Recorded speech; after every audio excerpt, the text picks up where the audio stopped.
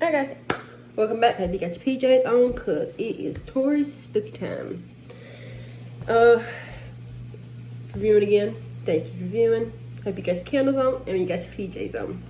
Today we are talking about Crybaby Lane.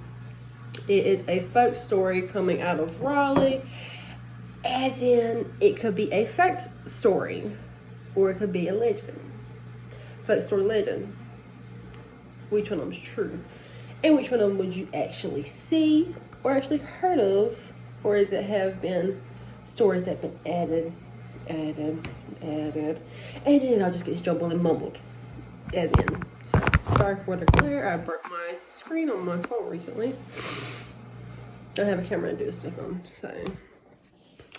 It's definitely a fascinating one. And it's also like a local memory that has been wrapped up. It was, a priest that came out of North Carolina, and he had a home for children, and they lived in basically a field, as what they would say. It was off like Western Boulevard in Raleigh.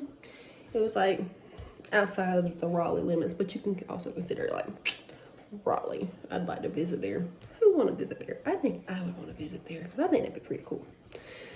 Because as in like how the story rock and rolls, you could see and like maybe even add into it.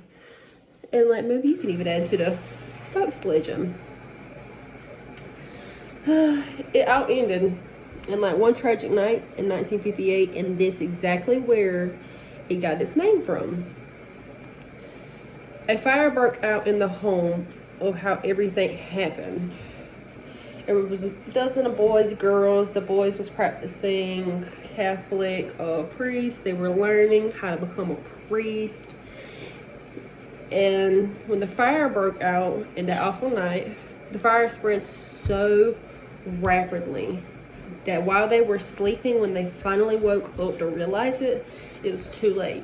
And all of the kids, priests, and everybody was basically burned alive. And as in seeing that, that's like a scary thing, because like in 1958, what would you really have to put a fire out with? As in like fire trucks like we have today.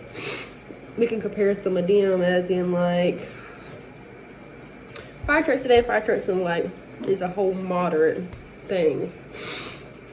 It was just as in a lot of people died more in the 1990s than they do in the 2000s because like modern technology, actually. So, but the weird thing was after all that happened, it was like months later, people that lived around and knew exactly what had happened said to the city, like, we got to do something.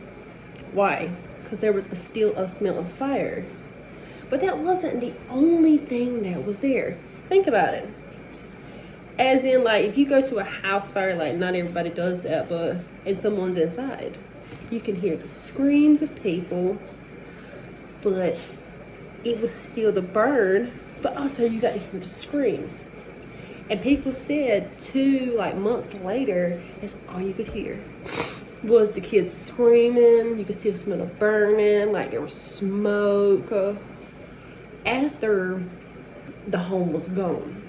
Like, imagine that. Like, you just walking outside of your house and you just hear kids screaming, like, and you just like remember the night that happened, of all the kids dying, the priest, the fire. Like, that's a tragic night.